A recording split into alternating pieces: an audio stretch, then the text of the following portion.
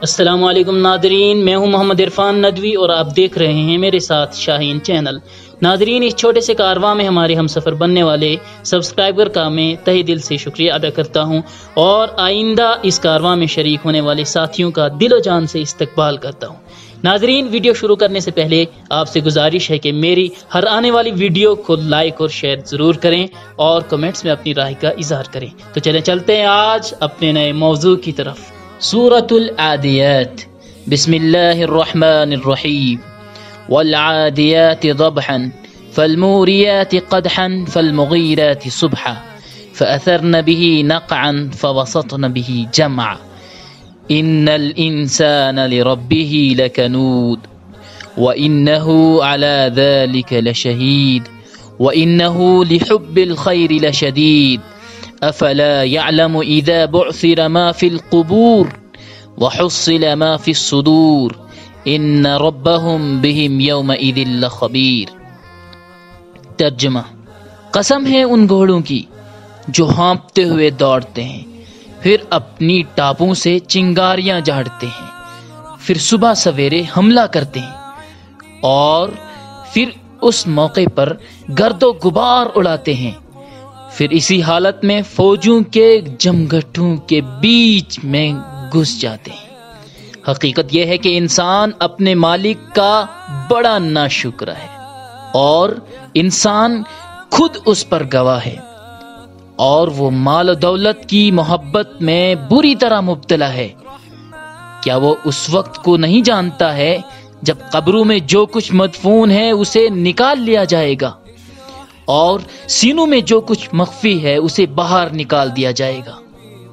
یقیناً اس دن ان کا رب ان کے کرتوت سے خوب باخبر ہوگا۔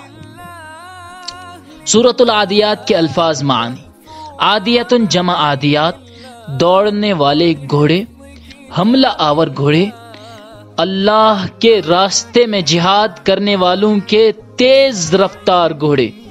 ذبح، ہانپنا، گھوڑے کا دوڑنے کی حالت میں پیٹ سے آواز نکالنا، گھوڑوں کا دوڑتے وقت اندر سے سانس کی آواز نکالنا۔ موریتن جمع موریات، پتھریلی زمین پر ٹاپ مار کر آگ جھاڑنے والے گھوڑے۔ قدحن، ٹاپ مار کر آگ نکالنا، پتھر سے آگ نکالنا۔ مغیرتن جمع مغیرات، حملہ کرنے والے، چھاپا مارنے والے۔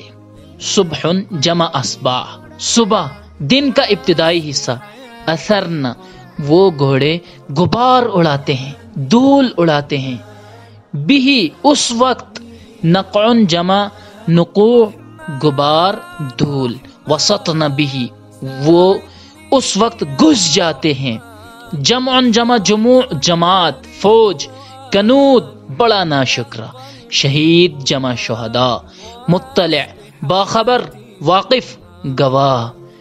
حب الخیر، مال کی محبت۔ شدید، سخت، مضبوط۔ افلا یعلم، کیا وہ نہیں جانتا ہے؟ اذا بعثر، جب وہ نکالا جائے گا۔ ما فی القبور، جو کچھ قبروں میں ہے۔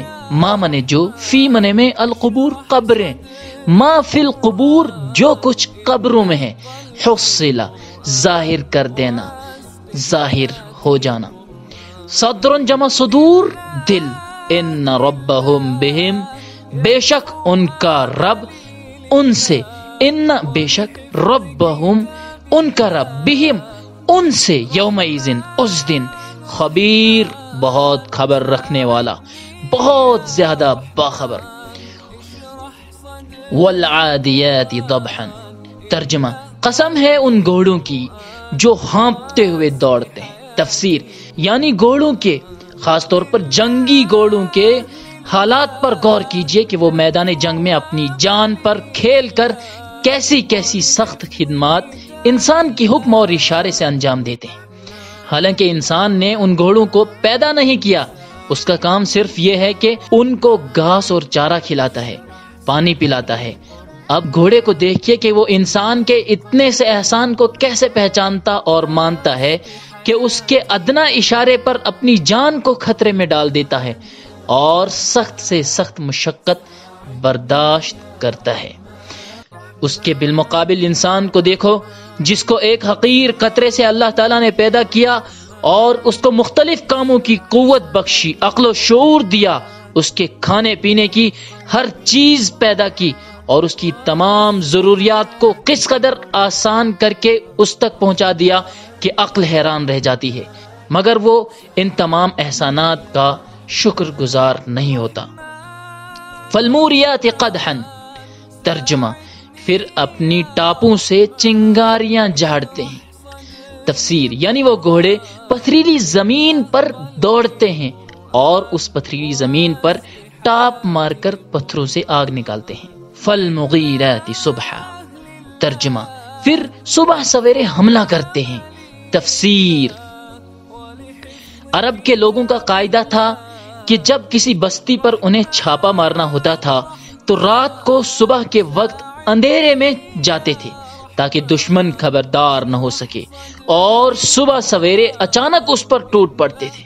فَأَثَرْنَ بِهِ نَقْعًا فَوَسَطْنَ بِهِ جَمْعًا، اور پھر اس موقع پر گرد و غبار اڑاتے ہیں، پھر اسی حالت میں فوجوں کے جمگٹھوں کے بیچوں بیچ گھس جاتے ہیں۔